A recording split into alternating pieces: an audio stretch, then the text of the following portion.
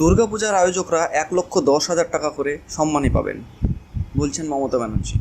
মুখ্যমন্ত্রীর এই ঘোষণা, যার ফলে সরকারি কোষাগারে 495 কোটি টাকা খরচ হবে, গত বছরে 85,000 টাকার তুলনায় 30% বেশি। বিরোধী দল এই বৃদ্ধিকে ঘুষ বলে অভিহিত করেছেন। বৃহস্পতিবার কলকাতায় দুর্গাপূজায় আয়োজকদের এক সমাবেশে বক্তব্য রাখছেন মমতা বন্দ্যোপাধ্যায়। পশ্চিমবঙ্গের মুখ্যমন্ত্রী মমতা বন্দ্যোপাধ্যায় বৃহস্পতিবার বলেছেন যে এই বছর দুর্গাপূজায় সম্প্রদায়গুলি 1,10,000 টাকা করে সম্মানী পাবে, যা গত বছরে 85,000 টাকার থেকে প্রায় 30% বেশি। পশ্চিমবঙ্গ বিধানসভা নির্বাচনের আগে করা এই ঘোষণা বিরোধী দলগুলির সমালোচনার মুখে পড়ে, যারা সম্মানী ভাতা বৃদ্ধিকে ঘুষ বলে বর্ণনা করে। প্রায় 45,000 দুর্গাপুজো ক্লাব রয়েছে উল্লেখ করে শ্রীমতী ব্যানার্জি বলেন যে এই সম্মানী ভাতার ফলে রাজ্যের কোষাগারে 495 কোটি টাকা খরচ হবে। বিদ্যুৎ সরবরাহকারী সংস্থাগুলিকে ক্লাবগুলিকে 80% ছাড় দেওয়ার আহ্বান জানান তিনি।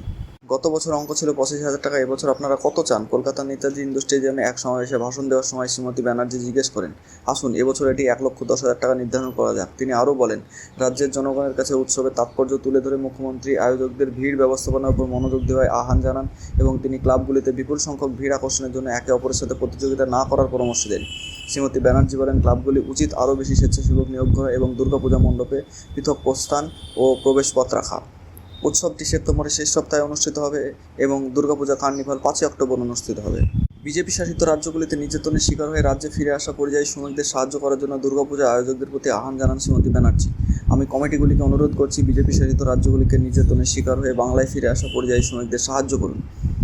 পশ্চিমবঙ্গ বিধানসভা বিরোধী দলনেতা শুভেন্দু অধিকারী বলেছেন যে মুখ্যমন্ত্রী দুর্গাপুজোয় 2 লাখ টাকাও দিতে পারে, কিন্তু তার আগে তার উচিত কর্মচারীদের মহার্ঘ ভাতা দেওয়া, অর্থাৎ দিয়ে দেওয়া। তার উচিত আইসিডিএস, অঙ্গনওয়াড়ি কর্মী, সিভিক পুলিশ, স্বেচ্ছাসেবক এবং অন্যান্য চুক্তিভিত্তিক কর্মীদের বেতন বৃদ্ধি করা, বলেন মিস্টার অধিকারী। এলওপি আরও ভবিষ্যৎবাণী করেছেন যে বিধানসভা নির্বাচনের আগে মিসেস ব্যানার্জি ইমাম এবং মসজিদদের সম্মানী 500 টাকা করে বৃদ্ধি করবেন।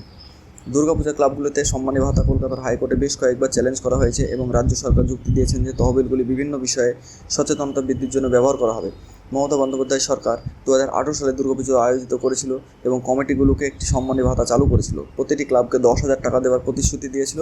7 বছরে অনুদান 11 গুণ বৃদ্ধি পেয়েছে।